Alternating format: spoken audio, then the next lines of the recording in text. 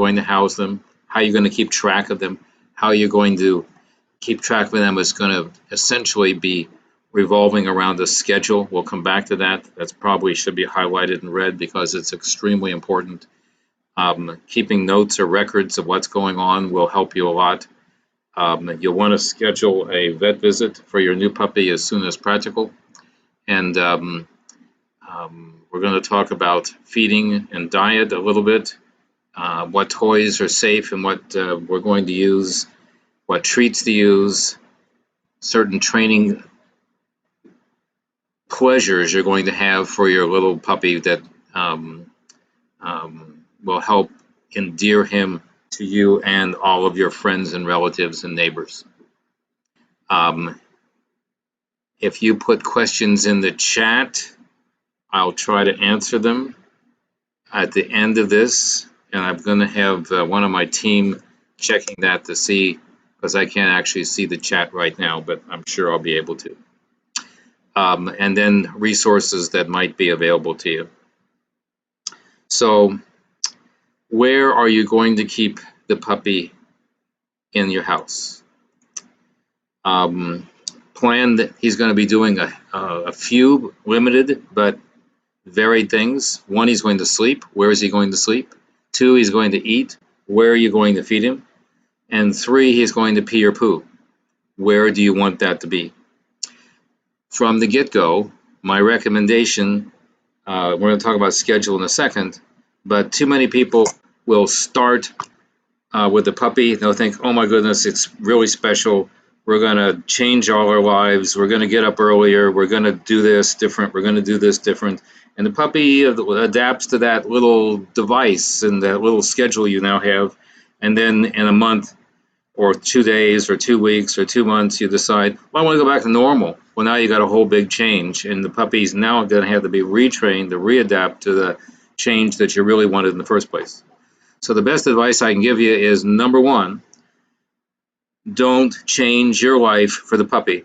The puppy's now going to be the new member of the family, and within reason, you're going to allow that puppy to integrate into your life and your schedule with some changes. So where is he going to sleep? Puppies are pack creatures, and they should be with the pack, and you are the pack. If the puppy's the only dog or cat in the house, think about that. You are the pack. If you have other dogs or cats, now we have siblings to deal with. But to start out with, the puppy should be with you pretty much 24/7. But that doesn't mean he needs to be in your bed, but he needs to be in the room where you're at, where you're going to be sleeping. He can be in a crate, he can be in an X-pen. We'll come back to that in just a second. Where is he going to eat? Same place, different place. Where is he going to pee and poo? Is he going to be house trained to go outside in the patio, a grass yard? Do you live in an apartment? He's going to go out only on walks. What is the plan for peeing and pooing? Some pocket dogs, owners are perfectly happy training them to wee-wee pads, and then you can travel with your pet. Bring along a wee-wee pad, go to the hotel, pees and poos on a pad, plastic bag, disposable, things are, life is good. That's not necessarily bad or good. So you'll have that plan. Second step is that the puppy needs to be on a schedule. If you're, I probably pronounced that poorly, trying to imitate some of my British friends, but that's okay. You need some record. It doesn't have to be sophisticated. It could be a simple notepad. Is that highlight? Wow. It could be a simple notepad. My favorite down and dirty, oversimplified way of doing things is a calendar. Get a wall calendar and just write on it. It keeps things perfectly in order. The thinnest ink, I think Benjamin Franklin said, the thinnest ink is better than the best of memories. That's certainly true for me. If you're a journaler, having a little, not necessarily fancy, but a separate journal, you can keep track of the puppy's antics, add pictures, whatsoever. It's now the 21st century. digitalization is upon us, so your records could be digital. I have clients that build a website for their puppy. I have clients that have a Facebook page, Instagram, Twitter, tweet. But that will help you have a record as well. But most importantly, keep it simple. If it's really complicated and you have to go to this book or that book or whatsoever and you can't write it down now, you're not going to be able to really fulfill what you need to do. Housing. If the puppy's going to sleep in your bedroom, where he's going to sleep, it could be just the floor, could be a blanket type towel. Doesn't want to highlight, there it goes. Some dogs really love these little cushiony beds and they fit in them real well. Bernese Mountain Dogs, in my experience, like cold tile floors. You may not like it, but and your vet, including myself, can say from time to time, needs to be on a soft surface. They don't like that. They don't understand anything but cold and calm and cool. 9 out of 9.5, pardon me, of our burners use the beds for a chew toy. Not necessarily, oh dear, I got this puppy video running up in the top. That wasn't my plan. My plan was to put this up in the top. Sorry, better safe than now. Anyway, so the burners tend to use their beds as chew toys. The puppies have had beds to play with when they leave their house, but normally they are just toys and they're certainly not sleeping with them. You can use crates or kennels to house them when you're not around. There may be a different approach that you're going to use by night or by day.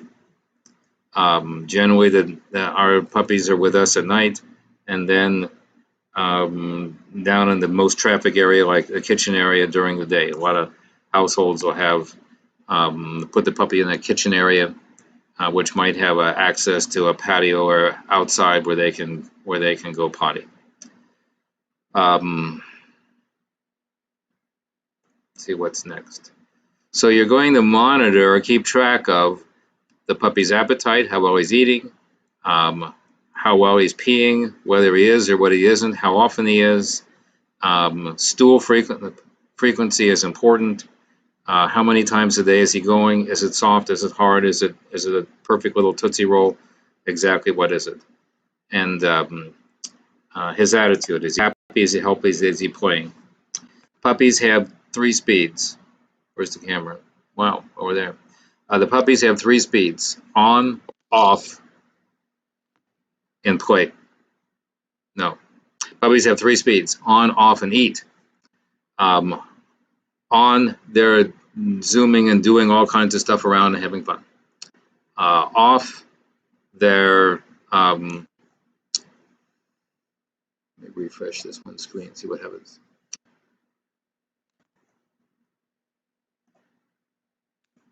Yeah, the internet for my office is still down.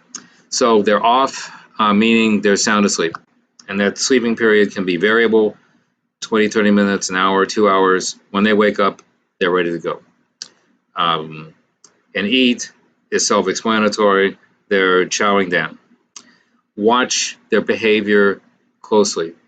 Puppies, when they wake up, are going to want to pee. Well, I'll end up falling asleep on the floor with the puppy, and at some point, waking up, maybe going back to bed, maybe not. But in 2 hours, the alarm clock's going to go off. I'm going to wake the puppy up if he's not awake, and we're going to go downstairs, we're going to go potty, we're going to go back to sleep. And we're going to do that cycle every 2 hours until we've got a good idea of when the puppy is going to be empty or full. In other words, in 2 hours, if we go downstairs and we do nothing, we go back to bed and we go to sleep. 2 hours later, if he goes, then if that happens 2 or 3 times in a row, I might extend it out to every 3 hours. And in about a week to 10 days to 2 weeks, you'll be able to get things out to about every 3 to 4 hours. And that every 3 to 4 hours will last probably for the first 2 to 3 weeks. And then at some point, you'll be able to extend things out to maybe all night long. Second trick is puppies will get, their blood sugar will drop overnight, and that will keep them awake. Very true for people. So I'll try to take the last meal. Where were meals? Can't read this thing. I'll try to make the last meal about an hour before we're really going to go to bed. Try to make the last meal about an hour before we're really going to go to bed.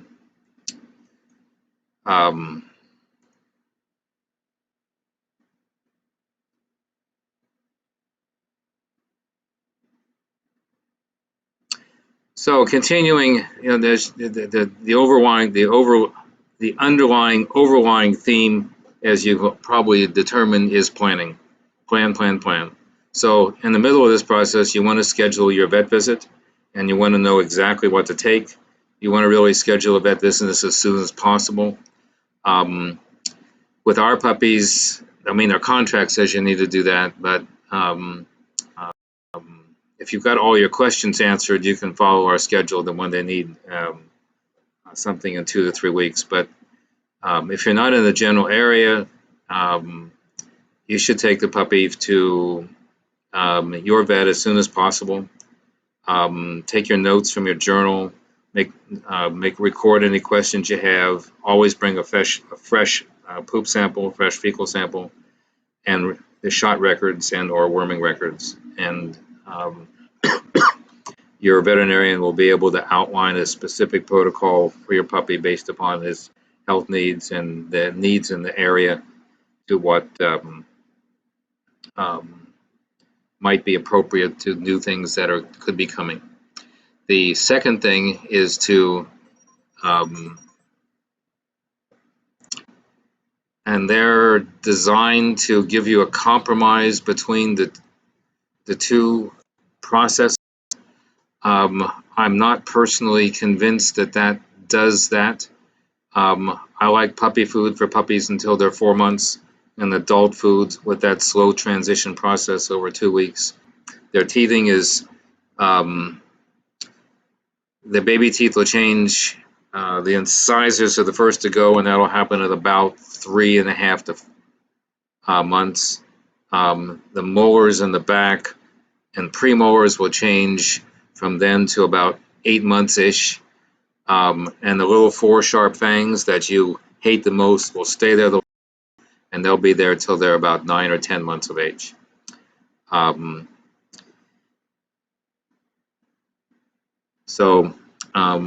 If you say puppy come and it comes, give it a treat. Give it 200 treats if it comes. But if you can think reward with your treats, you'll make tons of progress moving forward with training your puppy. The treats that we use for training, 3 groups. A lot of hardcore trainers will suggest that you actually have 3 levels of treat.